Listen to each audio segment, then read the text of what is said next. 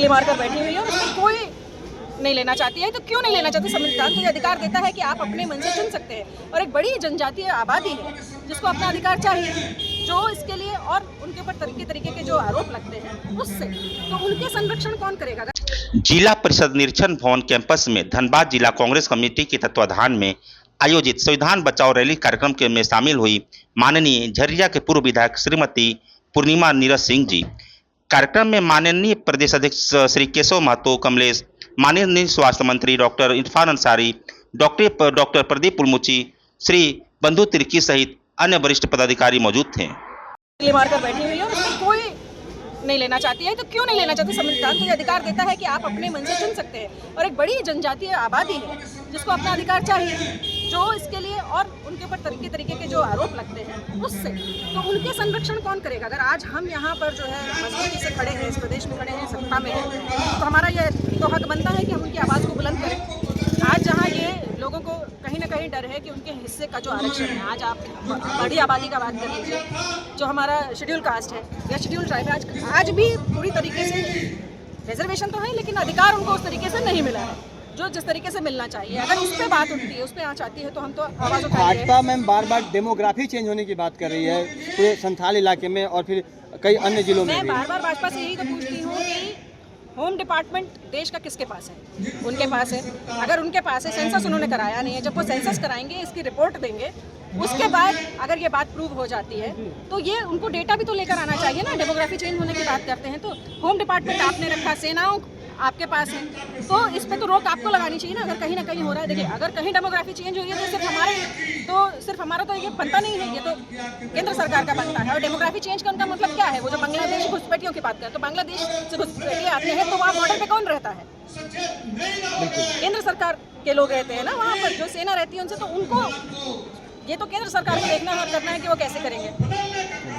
और उसके बाद डेमोग्राफी चेंज होने की बात होती है तो सत्ता पक्ष से जहां उनको इसमें सहायता चाहिए, सत्ता पक्ष से कम मदद करता है। सत्ता पक्ष तो हमेशा कहता है कि जल जंगल जमीन की जो है हम बात करते हैं, उसको बचाने की बात करते हैं। तो आदिवासियों की संख्या तेजी से वहाँ घट रही है, खासकर संथाल इलाके। आदिवासियों की संख्या देखिए, सरना धर्मकोट जो है आदिवासियों की संख्या इसलिए भी घट रही है क्योंकि कहीं ना कहीं जब वो किसी न किसी वक्त में धर्मांतरण कर लेते हैं तो उनको इस बात की चिंता रहती है। आज उनके पास अपना होगा करने के लिए तो वो क्यों जाएंगे? बिल्कुल क्यों जाएंगे? तो हम उसी के लिए तो लड़ रहे हैं ना कि उनकी संख्या वैसे की वैसी ही बनी रहे। आप सिर्फ एक मुद्दे को जो है इन्होंने जबरदस्ती का रंग दिया हुआ है कि बांग्लादेशी आ रहे हैं, ये आ रहे हैं, तो हम तो कह रहे हैं कि बॉर्डर की सुरक्षा करने का अधिकार किसको है? बॉर्डर की सुरक्षा करने का अधिकार केंद्र सरकार को है। केंद्र सरकार को इतने तरीके से करनी चाहिए कि जो घुसपैठिए है वो यहाँ ना आ सकें और किसी भी तरीके से यहाँ के संसाधन को इस्तेमाल ना कर सकें। ये पहचान का सवाल है जिसको लेकर सरना कोड की मांग कर रहे थे। और आपको पता है कि पिछले हमारे सेशन में जब 19 से 24 के बीच में जो है स्पेशल सेशन नवंबर 11 को बुलाकर हमने सरना धर्म कोड को पारित किया था और उसको बाकायदा केंद्र को भेजा था कि इसको आप ही पारित करें ताकि आदिवासियों की जो अपनी मूल पहचान है वो जो है उस पहचान को ले सके, उनके ऊपर भी किसी तरीके का और दबाव ना हो। धर्मांतरण को लेकर जैसी बातें उनको लेकर उठती हैं, जैसे आप अभी सुन रहे होंगे झारखंड में कि बांग्लादेशी लोग कर रहे हैं, लेकिन मुझे लगता है कि ना तो CNT पढ़ा है ना कुछ पढ़ा है कि सिर्फ शादी करने से जो है किसी की ज़मीन किसी को नहीं मिल जाएगी, इतना मजबूत कानून वो है। तो इन सब बातों को विराम लगे, उनको अपनी पहचान मिले। जल जंगल ज़मीन की बात हो रही है तो जो आदिवासियों की जो संपत्ति होती है वो जल जंगल ज़मीन होती है, उनकी एक पहचान भी नहीं है। और आप हर प्रदेश में जाइए, चाहे आप नॉर्थ ईस्ट में ट्राइबल्स के पास चले जाइए, उनकी अपनी एक पहचान उनको चाहिए, जिसका एक बड़ा कदम हमने उठाया था। और इसी बात को लेकर जो है 26 तारीख का संविधान बचाओ का हमारा कार्यक्रम इतने दिनों से चल रहा है। आपको पता है कि प्रदेश स्तर पर हो चुका है, आज जिला स्तर पर है, उसके बाद मंडल और प्रखंड स्तर पर भी जाएगा। उसके बाद जो हमारी तैयारी है, जो हमारी सरकार ने बहुत सच्चे मन से यहाँ के आदिवासी बालू लोगों के लिए किया है कि सरना धर्म कोड को हमको लागू कराना है, जिसका फायदा सिर्फ झारखंड, इसका फायदा बाकी सभी जो प्रदेशों में आदिवासी जनजातीय लोग रहते हैं उन सभी को। इसको लेकर और हमारी ये लड़ाई ऐसी जारी रहेगी। क्या लग रहा है, मतलब यहाँ कहाँ पे त्रुटि हो रही जो अभी तक लागू होने में समस्या हो रही है? देखिए, राज्य का काम है, राज्य ने पास किया, विधानसभा से पारित किया और उसको केंद्र को भेज दिया। अब केंद्र को ने क्यों रोक कर रखा है? देखिए, अभी जातिगत जनगणना की वो इतनी बुराई कर रहे थे केंद्र में, हर कोई हर जो है प्रधानमंत्री से लेके गृह मंत्री से लेके बड़े बड़े सारे मंत्री उठे, उन्होंने कहा जातिगत जनगणना गलत है, ये है वो है। फिर जो है जब पहलगाम में हमला होता है उसके बीच में उसको को मोड़ने के लिए, बदलने के लिए, ताकि उस तरफ से हम रुख बदल के कहीं और चले जाएं। अचानक से कैबिनेट में पारित हो जाता है कि भाई जो अगला सेंसस होगा उसमें जातिगत जनगणना होगी। तो अगर काम और नियम कानून अगर कांग्रेस को बनाना है तो फिर वो लोग क्यों हैं वहाँ पर? तो बात इसकी हो रही है। तो इसी तरीके से सत्ताधारी कोर्ट हमने अभी भेजा है, अभी वो टालते रहेंगे। इसी तरह एक दिन देखेंगे कि अचानक से बोलेंगे कैबिनेट में कि सत्ताधारी कोर्ट जो है हम पारित करते हैं। तो हर चीज़ को वो जो है अपने तरीके से इस्तेमाल करना चाहते हैं, लेकिन जनहित की बात है, जनता के हित की बात है, हर एक व्यक्ति की बात है। आदिवासी भी इसी देश का नागरिक है, हिंदू भी इसी देश का नागरिक है, मुसलमान भी इसी देश का नागरिक है। आपको पता है ना कि पाकिस्तान से ज़्यादा मुसलमान इस भारत में है और वो भारतीय मुसलमान है। उनको टैग लगाने की हमको जरूरत नहीं है। तो हर व्यक्ति, चाहे सिख हो चाहे ईसाई हो, तो भारतीय है, पहले भारतीय है, उसके बाद में कुछ और है। तो हर व्यक्ति की जहाँ जरूरत की बात होगी, जनता की बात होगी, विपक्ष का काम क्या है? आप जब विपक्ष में हैं तो आपको आवाज़ उठानी है और वो हम करेंगे। सभी मंच से नीचे सभी लोगों को पहले, क्योंकि संविधान की बात हो रही है और बराबरी की बात हो रही है, तो पहले आप लोगों को प्रणाम, नमस्कार, जोहार। और इस कार्यक्रम में उपस्थित जिला पर्यवेक्षक अशोक चौधरी जी, हमारे पूर्व मंत्री दिलेश्वर महतो जी, वरिष्ठ नेता अजय दुबे जी, युवा कांग्रेस के अध्यक्ष अभिजीत राज जी, रविंद्र वर्मा जी, और इस कार्यक्रम का संचालन और अध्यक्षता कर रहे जिलाध्यक्ष, उपस्थित मंच पर सभी लोगों को मेरा प्रणाम, नमस्कार, और आप लोगों को भी जोहार। मुझे लगता है कि जितने भाषण होते हैं उसमें एक बात आप लोग सामान्य बोलते हैं, लेकिन मुझे लगता है कि आप एक चीज़ समझने की ज़रूरत है कि जब हम संविधान की बात करते हैं तो संविधान किस चीज़ को दर्शाता है?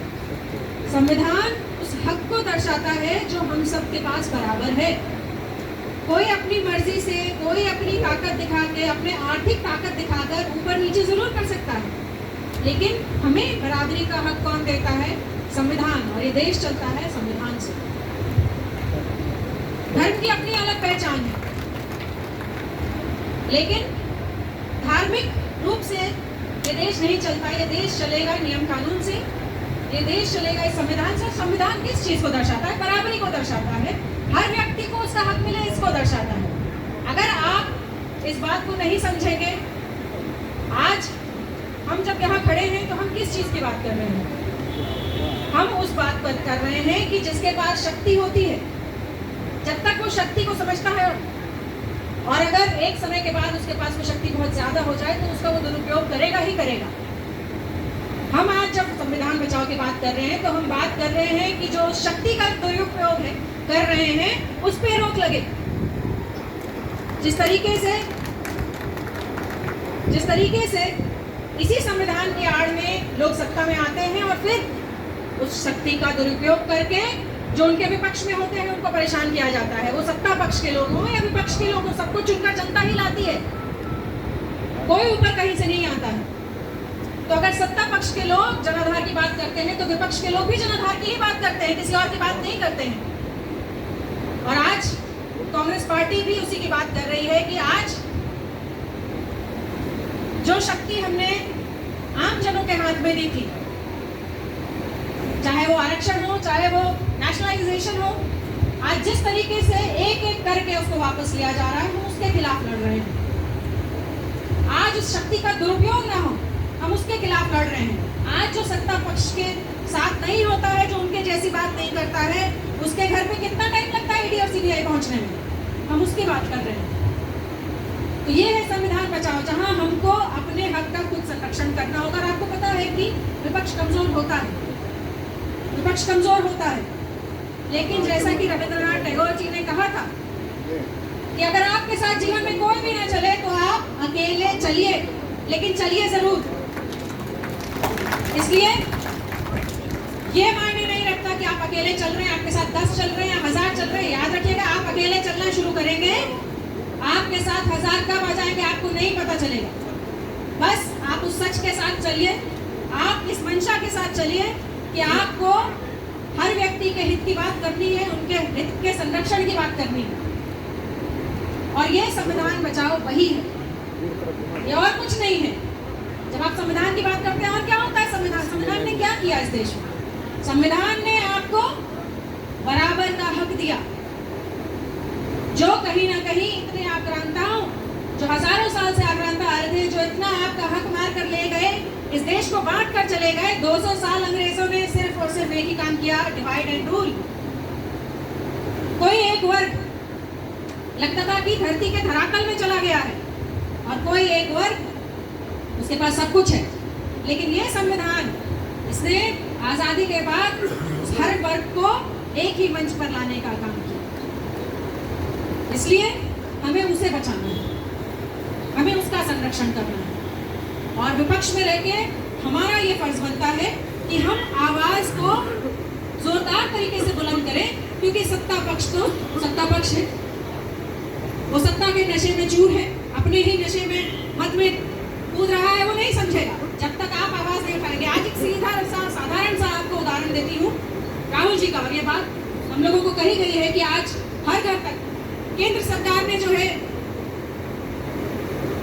जातिगत जनगणना को कैबिनेट में पारित किया, और राहुल जी इस बात को कोविड से लेकर आज तक 5 सालों से यही बात कह रहे हैं कि जातिगत जनगणना को कीजिए। लेकिन इस देश के प्रधानमंत्री से लेकर गृह मंत्री से लेकर केंद्र के हर मंत्री ने इस बात को नकार दिया कि हम नहीं कराएंगे, ये गलत हो रहा है। अगर आज उस समय ये गलत हो रहा तो आज ये सही कैसे हो जाता है? क्यों? क्योंकि देश ये जानना चाहता है, उस नब्ज को पकड़ा। इसलिए यही एक छोटा सा काम जो उन्होंने शुरू किया, जोरदार तरीके से कश्मीर से कन्याकुमारी तक, नागालैंड से गुजरात तक, इस बात को कही। आज आप सत्ता पक्ष में ना भी होते हुए आपने उस बात को मनवाया। तो यही है संविधान का संरक्षण। सत्ता में आना और जाना तो लगा रहेगा, लेकिन आप सच के साथ खड़े रहिए, आप उसकी रक्षा कीजिए जो सबको संरक्षित करता है। ये हमारा कर्तव्य है, और इसके लिए हम लगातार खड़े रहेंगे, खड़े हैं, खड़े थे और खड़े रहेंगे। जय हिंद, जय भारत। बहुत बहुत धन्यवाद। झारखंड प्रदेश कांग्रेस के